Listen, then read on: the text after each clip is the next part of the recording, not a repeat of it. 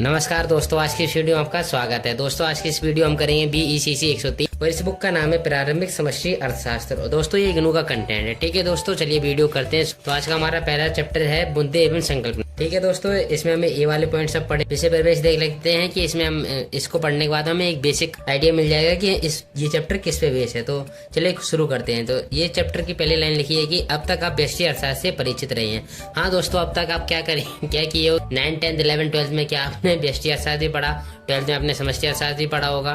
ठीक है, नहीं पढ़ा तो चलो कोई नहीं, हम यहाँ पर देख लेते हैं, पढ़ेंगे फिर। जिसमें आपने क्या परिवार और फर्म फर्म मतलब क्या होता है, कोई कंपनी होती है, परिवार मतलब फैमिली होती है। ठीक है, आर्थिक अभिकर्ताओं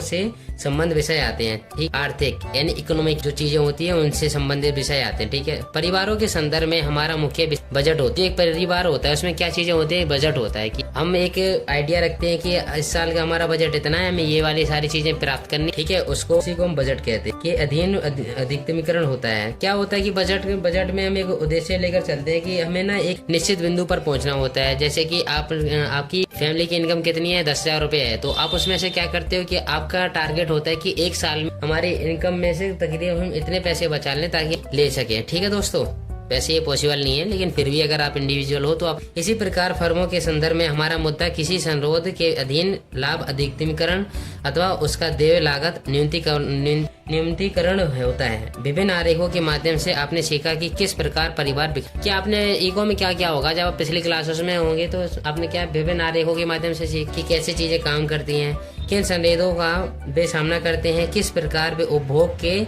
स्तरों तक पहुंचते हैं। किसी परिवार के समक्ष स्थिरीकरण समस्या को आरेखों के माध्यम से स्पष्ट किया। तो आरेख होते हैं, ठीक है, डायग्राम होते हैं, उनसे क्या चीजें होती है, आसानी हो जाती है उनसे। ठीक है, जो इको क्या है, इको में क्या गणितीय विधियों का, खासकर रेखीय बीजगणित का क्या बहुत ज्यादा हमारे यूज होता है इकोनॉमिक्स। ठीक है, चलिए अब आगे देखते हैं। ये कह रहे हैं कि इसी प्रकार का उपचार फर्मों के क्रियाकलाप संबंधी विश्लेषण हेतु किया जाता है। फर्मों आदानों की कीमतें यही बताता है कि दोस्तों कि ये फर्में किस तरह से काम करती हैं, कि अपना संसाधन रिसोर्स कैसे लाती हैं, इस तरह कैसे हमें इंक्रीज करना है अपना। ठीक है, और फिर हमारे माइंड में ये कहता है कि एक माइंड में क्वेश्चन आता है, क्या ये सही अधिकतमीकरण समस्या देशों पर लागू होती है? हाँ, यही सभी देशों पर लागू होती है, क्योंकि कौन सा देश है जो नहीं चाहेगा कि हमारा क्या प्रॉफिट ज्यादा से ज्यादा हो। ठीक है, इसका उत्तर है हाँ दोस्तों, समक्ष भी कुछ वस्तु प्रकार्य होते हैं और इनके सामने भी संरोध किसी भी देश के वस्तु प्रकार्य हो सकते हैं। सकल घरेलू उत्पाद, देखो सकल घरेलू उत्पाद का होता है कि एक वर्ष में अंतिम सभी वस्तु एवं सेवाओं के बाजार मूल्य को हम क्या कहते हैं, GDP कहते हैं, सकल घरेलू उत्पाद कहते हैं। ठीक है दोस्त, रखना। उसके बाद में ये आ जाएगा समष्टि अर्थशास्त्र। समष्टि अर्थशास्त्र क्या होता है?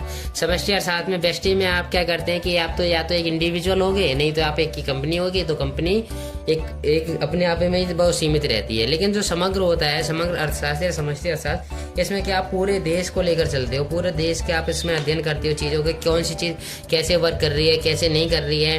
ठीक है, इसमें समष्टि अर्थशास्त्र की वह रेखा है जिसमें हम समग्र अर्थव्यवस्था के क्रियाकलाप का अध्ययन करते हैं, सबका हम अध्ययन करते हैं। ठीक है दोस्तों, चलिए ये आज यहीं तक। उसके बाद में हम ये वाला टॉपिक नेक्स्ट वीडियो में करेंगे। तब तक के लिए जय हिंद, वंदे मातरम।